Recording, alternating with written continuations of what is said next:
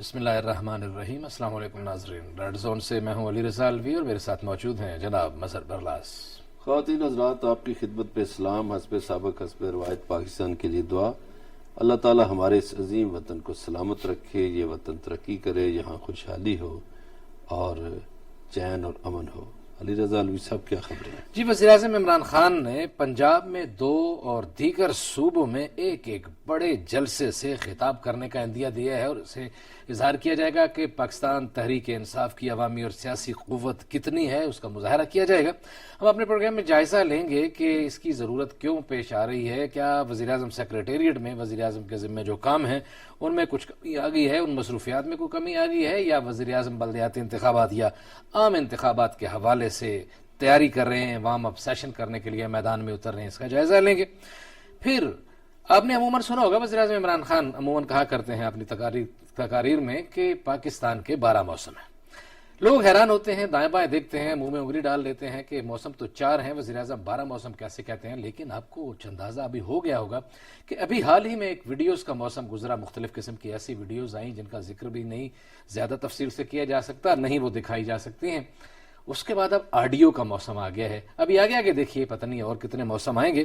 ان موسموں کا بھی جائزہ لیں گے اور ان ویڈیوز کا بھی اور آڈیوز کا بھی اپنے پروگرام میں کھل کے بات کریں گے مظہر برلاس صاحب اور میں کہ ثاقب نثار اور مریم نواز کی آڈیوز میں کتنی حقیقت ہے اور ان آڈیوز میں جو اعترافات کیے گئے ہیں وہ کس قدر اہمیت کے حامل ہیں، ان پر آگے کیا ہونا چاہیے، اس پہ بات ہوگی۔ اور آخری سیگمنٹ میں بات ہوگی اسلام آباد ہائی کورٹ نے نیب کو ایک ضابطہ اخلاق دیا ہے، ایک ضابطہ دیا ہے۔ انہوں نے کہا ہے کہ صرف وہی جائیداد ضبط ہو سکتی ہے جس کا زیر تفتیش کیس اور مجرم کے ساتھ براہ راست تعلق ہو، اور یہ حکم دیتے ہوئے کوئی 8 گاڑیاں ضبط کی گئی تھیں جس میں حکم دیا گیا کہ جو 3 گاڑیاں اصل مالک کی ہیں وہ واپس نہیں کی جا سکتی، لیکن 5 گاڑیاں جو مختلف رشتہ داروں کی تھیں وہ واپس کرنے کا حکم دے دیا گیا۔ اس پہ بھی بات ہوگی اور بھی کچھ موضوعات ہوں گے، لیکن وزیر اعظم عمران خان کے جو خطاب کے موقع ہے، پروگرام ہے، اس پہ بات کرتے ہیں۔ مظہر برلاس صاحب کی طرف چلتے ہیں۔ مظہر برلاس صاحب، وزیر اعظم عمران خان کل آپ کو پتہ اجلاس تھا اور اس میں یہ فیصلہ کیا گیا کہ وزیر اعظم خود میدان میں نکلیں گے اور وزیر اعظم جو ہیں تقاریر کریں گے، جلسوں سے خطاب کریں گے۔ پنجاب کے لیے 2 جلسے چنے گئے ہیں کہ پنجاب کے ایریا میں 2 جلسے ہوں گے، باقی ہر صوبے میں ایک جلسہ ہوگا، ایک بھرپور پی ٹی آئی کی طاقت کا اظہار کیا جائے گا۔ کیا وجہ ہے، کیوں ضرورت پڑ گئی اس کی؟ اچھا، یہ جو اجلاس ہوا اس میں بہت سے آپشنز پہ غور کیا گیا۔ صحیح۔ اس میں کچھ وزراء نے یہ بھی بتایا کہ جناب ہم گلگت بلتستان میں الیکشن جیت گئے، اپوزیشن کے لوگوں نے بڑے جلسے ولسے کیے لیکن ہم جیت گئے، اور پھر آزاد کشمیر میں الیکشن ہوا، صحیح ہے، تو بڑے جلسے کیے مریم نواز نے بھی اور بلاول بھٹو زرداری نے بھی، لیکن الیکشن ہم جیت گئے۔ صحیح۔ اور ابھی چونکہ اپوزیشن جو ہے وہ اس پوزیشن میں نہیں ہے، تتر بتر ہوئی ہے اور بکھری ہوئی ہے اور ان کی کوئی پالیسی ایک نہیں ہے اور کمزور وکٹ پہ کھڑی ہے، تو آپ جنرل الیکشن کی طرف چلے جائیں۔ وزیر اعظم نے 2-3 سوال اور رکھے۔ صحیح ہے۔ انہوں نے کہا بھی جو ہمارے میگا پروجیکٹ چل رہے ہیں وہ تو مکمل نہیں ہوں گے اپریل میں۔ آپ کہتے ہیں الیکشن کروا دیں اپریل میں، تو وہ تو مکمل نہیں ہوں گے۔ پھر ہماری جو اقتصادی صورتحال ہے وہ بھی مارچ اپریل تک بہتر ہوگی، تو اس کے بعد ہی ہم کو ریلیف دے سکیں گے لوگوں کو، اور ابھی تو مہنگائی بھی ہے۔ تو خیر انہوں نے کہا کہ بھئی ابھی دیکھتے ہیں۔ پھر کچھ لوگوں نے تجویز دی کہ آپ جلسے کر کے چیک کریں، بلدیاتی الیکشن تو ہونے جا ہی رہے ہیں، آپ بلدیاتی الیکشن جو ہیں ان کی تیاری میں ہی جلسے کر لیں۔ کچھ وزراء نے یہ بھی کہا کہ جناب ابھی پچھلے دنوں انہوں نے اپوزیشن کا اتحاد جو ہے پی ڈی ایم، انہوں نے پشاور میں جلسہ کیا ہے اور وہ جلسہ نہیں ہو سکا، وہاں چند 100 لوگ تھے۔ پھر انہوں نے حوالہ دیا ایک چینل کا جو اپوزیشن کو بہت سپورٹ کرتا ہے، انہوں نے کہا یہ اس کے بیورو چیف کی رپورٹ ہے، یہ بھی ذرا دیکھ لیں۔ تو اس بیورو چیف نے بھی کہا جی بالکل جلسہ تو فلاپ ہوا ہے۔ تو خیر وزیر اعظم نے کہا چلو جلسے کرتے ہیں، صحیح۔ دیکھتے ہیں۔ اب ایک خبر جو ہے وہ یہ ہے کہ ایک تو ہم نے کل ڈسکس کی تھی نا کہ سعودی عرب جو ہے وہ 3 ارب جو ہے وہ دے رہا ہے، جی اگلے 1.5 مہینے میں 7 ارب ڈالر آ رہے ہیں پاکستانی خزانے میں، اور پھر یقیناً صورتحال تبدیل ہوگی، اور جب صورتحال تبدیل ہوگی تو ریلیف دینے کا موقع بھی ملے گا۔ صحیح ہے۔ باقی وزیر اعظم نے ذخیرہ اندوزوں کے خلاف وہی جو ان کے پرانے خیالات ہیں کہ ان کے ساتھ سختی کی جائے، اور انہوں نے صوبوں کو ہدایت بھی کی کہ وہ جو کسانوں کے معاملات ہیں اس میں کھاد غائب ہے یا مہنگی ہے وہ حل کریں۔ تو بنیادی طور پر یہ اجلاس ایک طرح سے پی ٹی آئی کا اگلے الیکشن کی تیاری کے لیے تھا۔ ٹھیک ہے۔ اب ایک یہ بھی ہے تجویز اسی اجلاس میں کہ جو تحریک لبیک ہے اس کے ساتھ پنجاب میں پی ٹی آئی کا اتحاد ہو، اچھا، تاکہ تحریک لبیک کے ہر حلقے میں جو ووٹ ہیں وہ سمیٹے جائیں۔ پھر ایک یہ بھی تجویز آئی کہ جی جناب والا آپ نے یہ الیکٹرک ووٹنگ مشین سے الیکشن کروانا ہے تو یہ مارچ اپریل تک کیسے ممکن ہوگا؟ اس کی تیاری کے مراحل ہیں، الیکشن کمیشن دن رات لگا ہوا ہے کہ جناب اس طرح کی مشین ہو، اس طرح کی۔ الیکشن کمیشن تیار ہو گیا ہے اچھا، ای وی ایم پر الیکشن کروانے کے لیے، اور جو اپوزیشن کہتی تھی کہ ہم یہ قانون سازی کے خلاف عدالت میں جا رہے ہیں اور فلاں جگہ جا رہے ہیں، فلاں جگہ جا رہے ہیں، کہیں بھی نہیں جا رہے، چپ کر کے بیٹھ گئے ہیں، پرانی تنخواہ پہ کام کریں گے، الیکشن ای وی ایم کے ذریعے ہوگا اور اوورسیز پاکستانی بھی ووٹ ڈالیں گے۔ یہ ہے پورا خلاصہ۔ آج پھر اپوزیشن کا بھی ایک جلسہ ہوا ہے لاڑکانہ میں۔ ابھی اگر اس پہ تھوڑی بات کر اس حوالے سے جو وزیر اعظم نے جو فرمائیے، سوچا ہے، جو کہا ہے، ایک تو آپ نے یہ بتایا، انہوں نے کہا کہ وہ ابھی جلسوں کے لیے نکلیں گے، اور یہ بلدیاتی اور یہ ساری بات ہوئی، اس میں وزیر اعظم کو جب یہ آپ نے مہنگائی والی بات کی، جب یہ کہا گیا ہے کہ مہنگائی بہت زیادہ ہے، لوگ بڑے مایوس ہیں، اور وہ اپوزیشن والے پشاور والے جلسے کی بھی بات کی، اور وزیر اعظم کو یہ بھی کہا گیا کہ جناب یہ جلسے نہیں کرنے چاہیے کیونکہ لوگوں کی عوامی رائے عامہ ہمارے حق میں نہیں ہے۔ تو میرا خیال ہے وزیر اعظم نے پھر کہا ایبسولوٹلی ناٹ، کہ نہیں ہم نے جلسے کرنے ہی کرنے ہیں۔ جلسے کرنے دیکھیے جی الوی صاحب، ہم اس سے اختلاف کریں یا اتفاق کریں، عمران خان کو جب وہ سیاست میں آئے، بلکہ جب کرکٹ میں آئے، آپ کو پتا ہے کہ یہ ایچیسن کالج کی کرکٹ ٹیم کے کپتان تھے نثار علی خان، تو وہ عمران خان کو کھلاتے نہیں تھے۔ عمران خان پہلے ہاکی کھیلتے تھے، صحیح ہے، پھر یہ کرکٹ کی طرف آئے تو وہ کہتے تھے نثار علی خان کہ بھئی آپ کا تو جسم ہی کرکٹروں والا نہیں ہے، پھر یہ کہتے تھے میں فاسٹ بالر بنوں گا، تو وہ کہتے تھے کہ نہیں آپ کیسے بالر بن سکتے، آپ کا تو فاسٹ بالروں والا ہے ہی نہیں، جسم ہی نہیں ہے، ڈھانچہ ہی نہیں ہے ایسا۔ صحیح ہے۔ خیر وہ فاسٹ بالر بھی بن گئے اور آل راؤنڈر بھی بن گئے، اور انہوں نے کپ بھی جیت لیا۔ پھر جب وہ سوشل ورک میں آئے تو ایک ہسپتال بنانے کی ٹھان لی، تو ہمارے بہت سے ڈاکٹرز اور ماہرین جو ہیں طبی، وہ کہنے لگے جی یہ کیسے ممکن ہے کہ پاکستان جیسے ملک میں اس طرح کا ہاسپٹل بن جائے اور پھر وہ چلا بھی سکیں۔ پہلے تو بننا ہی ممکن نہیں ہے، بہت مشکل ہے۔ وہ بھی جیسے تیسے بنا لیا، وہ چل بھی رہا ہے۔ پھر جب انہوں نے سیاسی پارٹی بنائی تو ان کا مذاق اڑاتے تھے، سب لوگ اڑاتے تھے، اس میں اپوزیشن کی میرا خیال ہے ساری جماعتیں شامل ہیں، یہ ہنستے تھے لوگ ان پہ کہ ٹانگے کی سواریاں ہیں۔ اور آپ کو بھی یاد ہے، مجھے بھی، یہ 20 25 لوگوں سے خطاب کیا کرتے تھے۔ ہم بھی سمجھتے تھے کہ یہ جی کیسے یہ بڑی پارٹی بنے گی، لیکن پھر وہ بڑی پارٹی بھی بن گئی، پھر وہ الیکشن بھی جیت گئے، پہلے دن سے اپوزیشن کہنے لگی جی بس یہ آخری سال ہے، اور وہ ڈیٹیں بھی دی گئی. پچھلے سال بھی بلاول بھٹو زرداری نے ڈیٹ دی تھی نا کہ 31 دسمبر آخری تاریخ ہے. مولانا صاحب بھی تاریخیں دیتے رہے لیکن وہ قائم ہے. ابھی حال ہی میں آپ نے دیکھا کہ یہ جو قانون سازی ہوئی پارلیمنٹ میں مشترکہ اجلاس میں، اس سے پہلے بڑے بلند و بانگ دعوے کیے ساری اپوزیشن کی پارٹیوں نے، ہم یہ کر دیں گے وہ کر دیں گے، حکومت کے پاس ووٹ نہیں ہے، فلاں نہیں ہے فلاں نہیں ہے. وہ بھی پورے ہو گئے، صحیح، اور قانون سازی بھی ہو گئی. اب یہ ساری باتیں سنانے کا مقصد یہ ہے کہ عمران خان جو ہے اس کو پتہ نہیں خطرات میں اتر کے زیادہ مزہ آتا ہے یا کوئی ایسی صورتحال جس کو مشکل کہتے ہیں.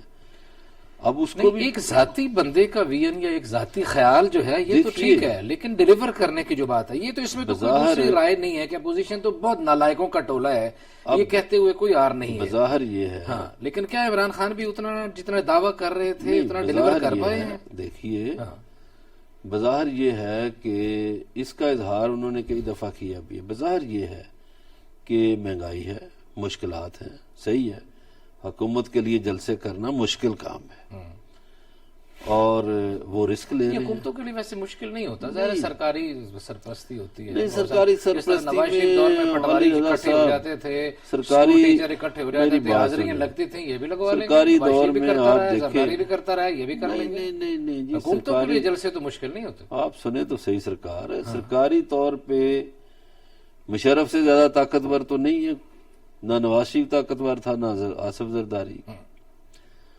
تو مشرف کا جو ڈی چوک میں جلسہ انہوں نے کیا تھا وہ ساری طاقت لگا لگو گے تو وہ کتنا تھا، چند ہزار کا ہوگا. میرا خیال ہے جب لوگ متنفر ہو جاتے ہیں جلسوں میں نہیں آتے، لیکن عمران خان صاحب رسک لے رہے ہیں، دیکھیے کیا ہوتا ہے. اور جہاں تک ان کے مخالفین کا تعلق ہے وہ بھی جلسے نہیں کر پا رہے، وہ تو ان کے کہنے پہ لوگ ہی نہیں نکل رہے. اب یہ جو ڈیلیور کرنے کی بات ہے، دیکھیے کل بھی ہم نے اس پہ معیشت پہ بات کی تھی کہ جب عمران خان کو یہ ملک ملا ہے تو ملک قرضوں کی دلدل میں پھنسا ہوا تھا، یعنی عنقریب تھا کہ دیوالیہ ہو جائے. یہ ساری دنیا کو پتہ ہے کہ ہمارے دو دوست ملکوں نے ہماری مدد کی، ہمارے خزانے میں پیسے رکھوائے یا ہمیں دیے، اور سعودی عرب نے ہمیں ڈیفر پیمنٹ پہ پیٹرول تیل بھی دیا، تو ہم ڈیفالٹ کرنے سے بچ گئے. اس کے بعد یہ صورتحال ہے کہ وہ جو سود در سود قرضہ جمع ہوا ہے، یہ جو قرض ملک دیتے ہیں یا جو ادارے دیتے ہیں جیسے ورلڈ بینک ہے یا ایشین ترقیاتی بینک ہے یا IMF ہے، تو یہ سود سمیت لیتے ہیں پیسے. نہیں وہ تو ٹھیک ہے، تو وہ قرض در سنیے گزارش ہے، وہ جو پچھلا قرض لیا ہوا ہے اس کا سود ساتھ ملا کے قرض ادا کرنا پڑ رہا ہے. اس کے باوجود عمران خان بہت سے جلسوں میں یہ تقریبات میں کہتے ہیں کہ لیڈر جو ہے وہ اگلے الیکشن کا نہیں سوچتا، اگلی نسل کا سوچتا ہے. پچھلے دنوں بھی انہوں نے کہا کہ جناب والا میں یہ 10 ڈیم بنوا رہا ہوں تو میں تو اگلے الیکشن کا نہیں سوچ رہا، میں یہ جنگلات لگا رہا ہوں ملک میں تو اگلے الیکشن کا نہیں سوچتا، میں نسل کا سوچ رہا ہوں.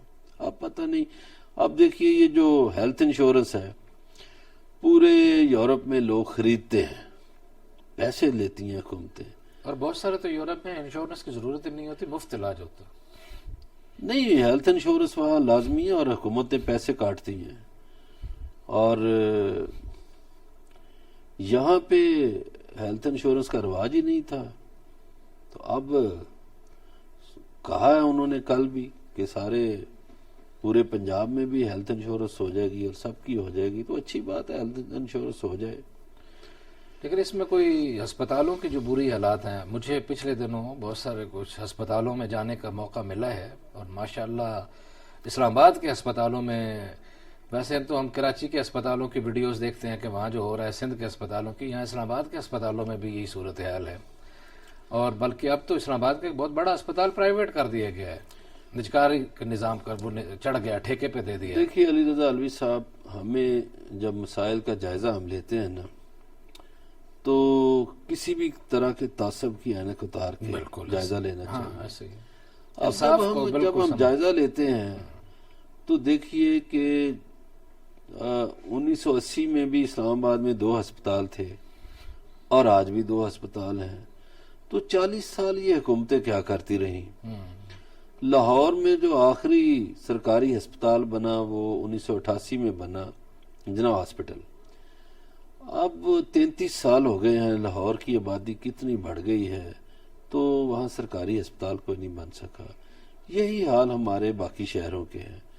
ہماری حکومتیں, میں کسی ایک کو بلیم نہیں دے رہا, لوگوں کے مسائل کو صحیح طرح ایڈریس نہیں کر پاتی اور ان کی ضروریات کے مطابق نہ صحت کے ادارے بناتی ہیں.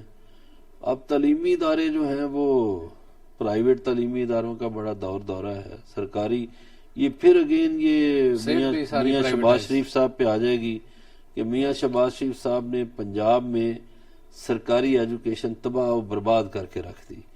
وہ جو سکول, جو پرائمری سکول یا ہائی سکول جن میں ہم پڑھے تھے, آج وہ پرائیویٹ پارٹیوں کے پاس ہیں وہ عمارتیں, اور پرائیویٹ پتہ نہیں یہ کوئی کون سا تعلیمی انہوں نے فنڈ بنایا ہوا ہے. وہ جی ٹھیکیدار کو فنڈ بھی دیتے ہیں, ٹھیکیدار لوگوں سے بھی لیتا ہے. یہ عجیب و غریب سسٹم بنا دیا ہے. تو وہ جو تعلیمی نظام تھا ایک شاندار, اس کا بیڑا غرق کر دیا گیا. اسی طرح جو ہاؤسنگ سوسائٹیاں بننے شروع ہو گئی. صحیح, تعلیم پہ اگر اجازت دیں تو یہ شہباز شریف نے جتنا بیڑا غرق کیا اس نظام کا اور ٹھیکے پہ دے دیا سارا سلسلہ, تو موجودہ حکومت نے اس کو بہتر کرنے کے لیے بھی کوئی کام کیا ہے؟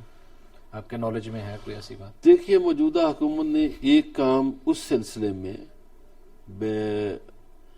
میں یہ تو نہیں کہوں گا کہ انہوں نے کوئی بڑے نئے سکول بنا دیے ہیں. ہاں, یونیورسٹیاں نئی بنائی ہیں, بن رہی ہیں, اور ایک نصاب انہوں نے کر دیا ہے, یہ اچھا کام کیا ہے.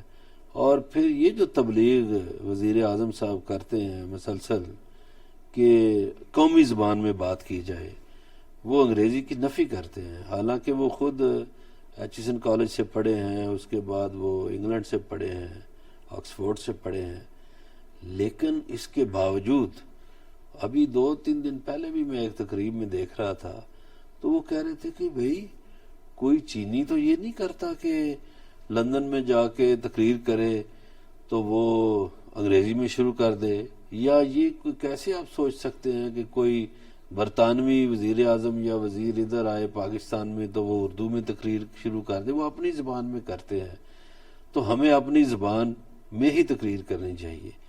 یہ کچھ باتیں اچھی کی ہیں. دوسرا جو ہماری بہت سی جو نسل ہے, نوجوان نسل یا ہمارے بچے ہیں, جو بظاہر ہم کہتے ہیں کہ مذہب سے دور ہو رہے تھے. دیکھیے, وہ پرانی مائیں جو تھیں جو بچوں کو صبح پہلے دینی تعلیمات کی طرف راغب کرتی تھی, پھر یہ دنیاوی تعلیمات, اب انہوں نے نصاب میں ہی ایسی چیزیں رکھ دی ہیں کہ بچے دین سے جڑے رہیں. صحیح, جی ہاں جی, نصاب تعلیم میں کچھ توجہ دینے کی کوشش کی گئی ہے مظہر اللہ صاحب کا کہنا ہے, اور ظاہر ہے کہ وہ تھوڑا سا اسلامائزیشن کی طرف اور بنیادی عقائد کو ٹھیک کرنے کی طرف, قرآن کی تعلیم, اسلام کی تعلیم اور ایک زبان کے نصاب کی طرف بڑھنے کی کوشش کر رہی ہے گورنمنٹ. یقیناً یہ قابل تحسین اقدامات ہیں. بات چیت کا سلسلہ جاری ہے, ہمارے ساتھ رہیے گا, ملتے ہیں بریک کے بعد.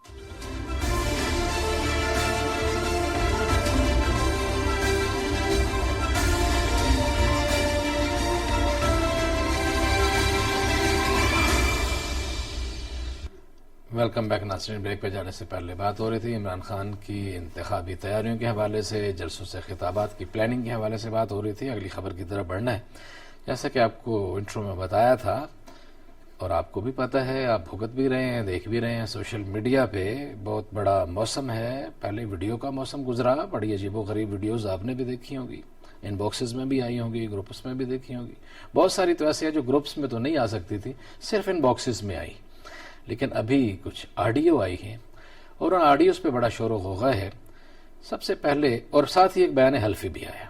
آڈیو آئی ہے سابق چیف جسٹس ثاقب نثار کی, پہلے اس پہ بات کرتے ہیں, پھر اس کے بعد ایک اور جوابی ویڈیو آڈیو بھی آئی مریم نواز کی, اس پہ بھی بات کریں گے. لیکن جس ترتیب سے یہ کام ہو رہا ہے اسی ترتیب سے ہم بھی بات کرتے ہیں. ثاقب نثار کی آڈیو میں کیا کہا گیا ہے آپ کو سناتے ہیں. blunt about it. Unfortunately, ہمارے پاس ججمنٹس ادارے گئے تھے. اس میں میاں صاحب کو سزا دینی ہے. تو کہا گیا کہ ہم نے خان صاحب کو لانا ہے, اب کرنا پڑے. بیٹی کو بھی نہیں.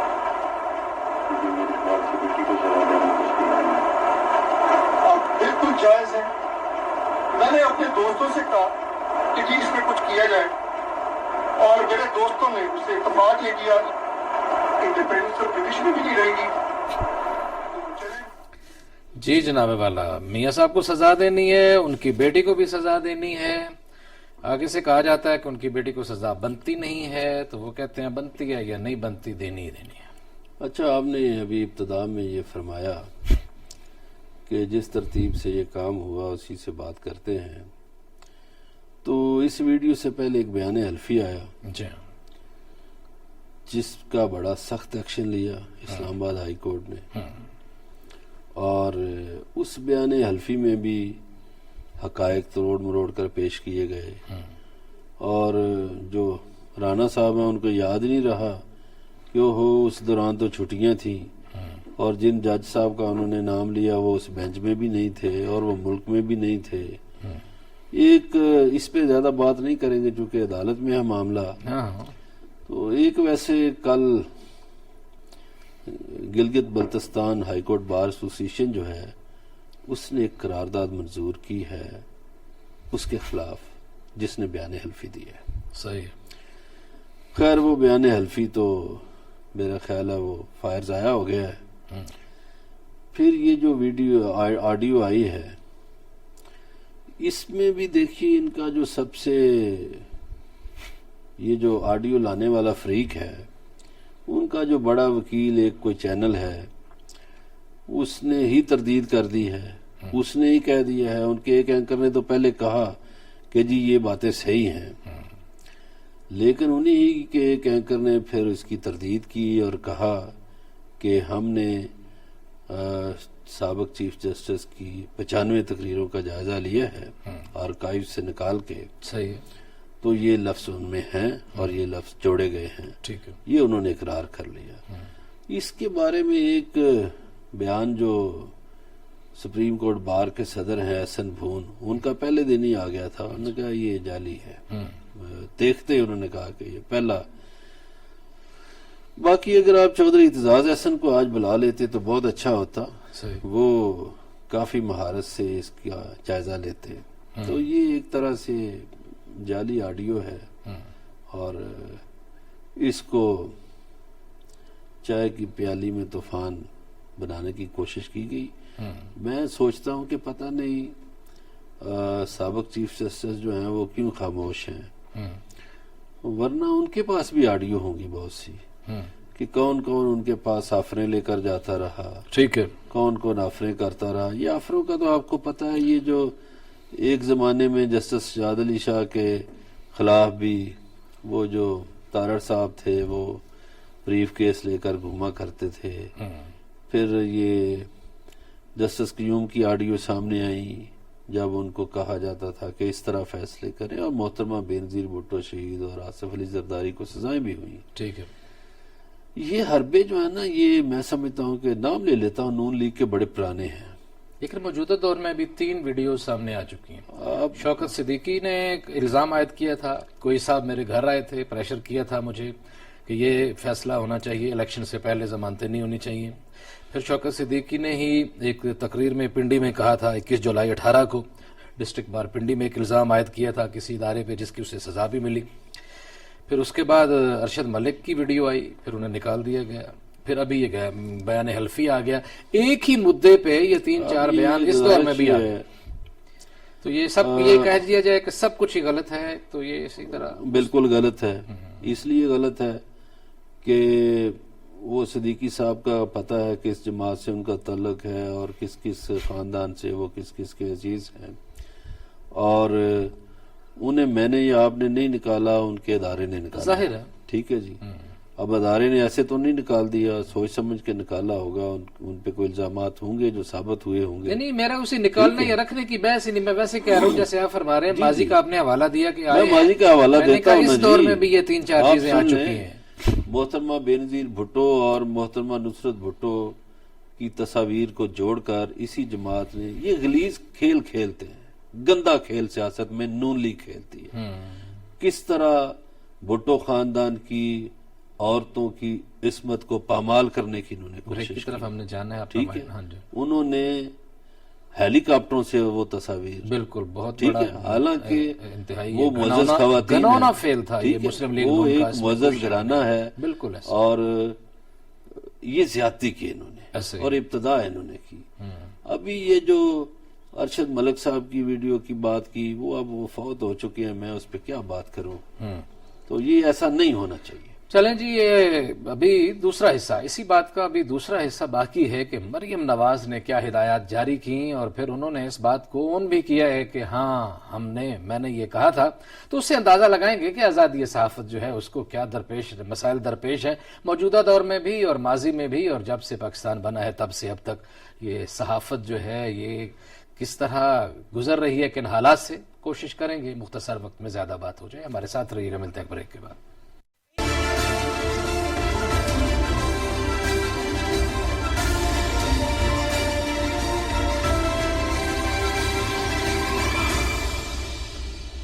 ویلکم بیک ناظرین. بریک پہ جانے سے پہلے بات ہو رہی تھی ایک معاملے کی، ایک آڈیو آئی، اس پہ جو ڈسکشن ہوئی، اس پہ جو صورتحال ہوئی ہے، جو تبصرے ہوئے ہیں، اس کا جائزہ لینے کی کوشش کر رہے تھے.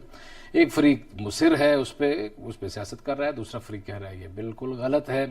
اور آج فواد چودھری صاحب نے بھی کہا کہ اگر جن کو اعتراض ہے کہ یہ بات ٹھیک ہی ہے تو وہ پھر عدالت جائے، اس کی تحقیقات کے لیے بات کریں. مریم نواز نے بھی کچھ گفتگو کی، ان کی بھی ایک آڈیو آئی. پہلے آپ کو وہ آڈیو سناتے ہیں، اس کے بعد پھر اس پہ تبصرہ کرتے ہیں. سما کو بہت موقع دیے، لیکن سما جو ہے وہ جو یہ ان کا اینکر ہے ندیم ملک صاحب، اور جس طرح کی سما کی نیوز ہے، اب ہمارا اور پیٹ نہیں چل سکتا سما کے ساتھ. تو آج سے سما کے ایڈز بالکل بند ہیں، ٹھیک ہے. 24 چینل کو، سما کو، 92 کو، اور کیا نام ہے اس کا، ARY کو کوئی ایڈ نہیں جائے گا بالکل. Thank you. لیکن میں یہ نہیں کہہ رہی کہ وہ جوڑ کے بنائی ہوئی ہے یا وہ میری آواز نہیں، وہ میری آواز ہے. جی جناب، وہ انہوں نے مانا بھی ہے اور مانتے ہوئے اٹانٹ بھی کیا ہے کہ میں یہ نہیں کہہ رہی کہ جوڑ کے بنائی گئی ہے، یہ میری آواز. اس کی وجہ یہ ہے کہ انہوں نے اس پہ کیا، کیونکہ ثاقب نثار نے پہلے ہی دن کہہ دیا تھا کہ یہ میری آواز ہی نہیں ہے. اس کے بعد پھر سما کو ہی انہوں نے شاباش دی کہ ماشاءاللہ آپ نے بہت تحقیق کی. جیو سے بھی پہلے سما نے یہ تحقیق کی تھی، یہ آوازیں شاید جوڑنے والی، پھر ان کو شاباش بھی دی انہوں نے. بالکل صحیح ہے. اب ٹھیک ہے، مریم نواز کا اقرار کہ ان کی آواز ہے، اس سے آپ اندازہ لگائیں کہ یہ کس قدر آزادی اظہار رائے پہ یقین رکھتے ہیں، اور کس قدر انہوں نے بعض چینلز کو اربوں روپیہ دیا، ہاں جی، اور بعض کا حق مارا. تو میں سمجھتا ہوں کہ وہ کارکن صحافیوں کا حق مارا. صحیح. اور انہی کے دور میں کئی صحافیوں کو ملازمت سے برخاست ہونا پڑا. جی. ابھی میرے ایک دوست نے آج صبح میسج کیا تھا کہ جی 25 نومبر گزر گیا جس دن یہ سارے چینلز بند کیے تھے. جی. تو وہ بھی محترمہ مریم نواز ہی کے ابا جی کا دور تھا. صحیح. اب یہ سوال ہے کہ یہ کس کیپیسٹی میں کہہ رہی ہیں. اب اس جھوٹ کو چھپانے کے لیے وہ جو مریم اورنگزیب ہیں، ترجمان جو ہیں ان کی، انہوں نے کہا یہ 2009 کا واقعہ ہے. اب 2009 میں نہ تو چینل 92 تھا، نہ 24 تھا. 24 تو بانی 15 میں رہا ہے. جس بندے کے جس اینکر کا نام لیا ہے وہ کہتے ہیں یہ 2014-15 کی مجھے لگتی ہے. 15 کی بالکل انہوں نے کہا ہمارا چینل دباؤ میں تھا کہ ہم PTI کی بہت زیادہ کوریج کر رہے تھے اور یہ لوگ ہمیں کر رہے مائنڈ. 14 کا بھی نہیں، یہ 15 کا ہوگا. وہ مصدق ملک صاحب نے بھی اس طرح کا ایک اقرار کیا ہے. 15 کا اس لیے ہو سکتا ہے کہ 15 میں 24 آ چکا تھا. صحیح. تو لہذا 24 کا جو نام لیا ہے اس کی ایک خاص وجہ ہے کہ 24 کے مالک ان کی ایک مخالف سیاسی جماعت کے دوست ہیں. اور باقیوں کے ساتھ بھی مسئلہ ہوگا. لیکن ہم نے تھوڑی سی ایک تحقیق کی، اگر آپ اجازت دیں تو ہم نے دیکھا کہ انہوں نے اشتہار دیے کتنے تھے، 13 سے 18 کے درمیان. سما نیوز کو 18 کروڑ 13 لاکھ، 92 کو 92 کو 13 کروڑ 16 لاکھ اور 13 کروڑ، ARY کو 8.5 کروڑ، 24 کو 7.5 کروڑ یہ دیے گئے تھے. اور پرویز رشید نے مطالبہ کیا ہے کہ یہ گورنمنٹ نے جاری کیا ہے. ویسے ہم نے نہیں تو جو وہ اربوں کا بھی نام لے نا، یہ تو آپ نے لے لیے، یہ گورنمنٹ نے جاری کیا ہے ان کی طرف سے. پرویز رشید کہتے ہیں کہ موجودہ 3 سال کی جو انہوں نے جاری کی ہیں اس کی بھی یہ لسٹ اگر جاری کر دیں. حضور وہ جو اربوں کے جن چینلز کو دیے ان کا بھی نام لینا. نہیں یہ کہ کسی کو 4 ارب دیا، کسی کو 3 ارب دیا، کسی کو 2.25 ارب دیا، کسی کو 2.5 ارب دیا. تو گزارش یہ ہے کہ یہ آزادی اظہار رائے کے بالکل خلاف ہے. ایسے ہی ہے کہ آپ چینلز پہ اپنا غصہ نکالیں اور ان کا جو حق ہے ان کا آپ اپنے گھر سے نہیں دے رہے، ایسے ہی ہے، آپ سرکاری اشتہار دے رہے ہیں. تو انہوں نے مریم نواز کے جو زیر سرپرستی میڈیا سیل تھا اس نے 9 ارب 62 کروڑ 54 لاکھ 3,902 روپے خرچ کیے تھے اپنے ان کے زیر تصرف تھا میڈیا سیل. وہ ان کے میڈیا سیل تو میں ابھی کیا کہوں کہ وہ تنخواہیں بھی کدھر سے جاتی تھی، کلوزنگ کی طرف جانا ہے ہمیں. وہ بھی ایک سرکاری ادارے سے جاتی تھی، رہتے ہوئے ایک سرکاری گھر میں تھے. تو ظاہر ہے خرچہ پانی سارا سرکار کا تھا. صحیح ہے. بس کیا کیا جائے، ہمارے سیاستدان سب کچھ کرتے وقت سوچتے نہیں. جی بہرحال یہی صورتحال ہے جی. یہ پاکستان کی صحافت جو ہے جو آپ کو بڑی خوبصورت لائم لائٹ میں نظر آتی ہے، یہ اتنی صحافت اتنی آزاد ہے نہیں اور کبھی بھی اتنی آزاد نہیں رہی ہے. ہر کوئی اپنے دور میں اس کو بڑا اچھا سمجھتا ہے اور وہ دعوے کرتا ہے کہ ہم نے بہت آزادی اظہار کے، ہم بڑے لمبردار ہیں. لیکن اپنے دور میں جس سے جتنا ہو پڑا اس نے ان کا گلا دبانے کی کوشش کی، آوازیں دبانے کی کوشش کی، قلم کو قید کرنے کی کوشش کی. اور یہ سلسلہ پاکستان بننے کے فوری بعد سے شروع ہوا تھا اور ابھی تک جاری ہے. اور انتہائی بدقسمتی ہے کہ اس دور میں بھی کل یا پرسوں ایک صحافی نے غربت سے تنگ آ کے، بے روزگاری سے تنگ آ کے خودکشی کر لی ہے. یہی صحافت کا المیہ ہے. آج اتنی آپ سے ملاقات ہوگی، کل اپنا خیال رکھیے گا. اللہ نگہبان.